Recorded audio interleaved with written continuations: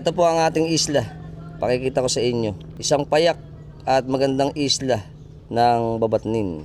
Ayon po sa ating coordinates, ang isla po ng Babatnin o barangay ng Babatnin sa Malolos, Bulacan ay nakalagay ng 14.47809 degrees north at 120.8198 degrees east. Ito po, ang ibig sabihin nito ay ang ating isla ay matatagpuan sa coastal fish pond area ng Malolos na sakop ng ating Manila Bay. Ito po ay napapalibutan ng mga ilog tulad ng Galas at Malaway River at mga karatig nating mga isla gaya ng Masili, Namayan, Kaliligawan at ng Pamarawan na siyempre mga parte rin ng coastal dito sa atin sa Malolos, Bulacan. At marahil po maraming nagtataka sa atin. Ang Malolos kasi karamihan na alam ng mga tao ay flatland. Hindi po. Ito po ay may mga coastal kami na tinatawag, mga coastal barangays. Tinatawag po itong isla kasi ito po ay napapalibutan ng mga ilog, fish pond, mga katubigan at karagatan.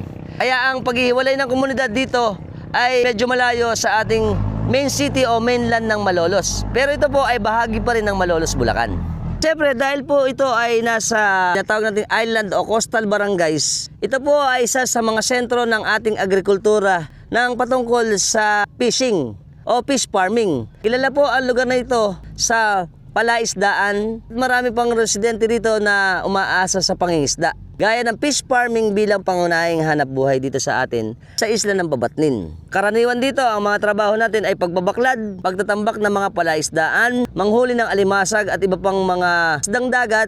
Yung iba nag-aasin sa asinan at yung iba naman ay namamasada ng bangka para sa transportasyon papunta dito sa isla.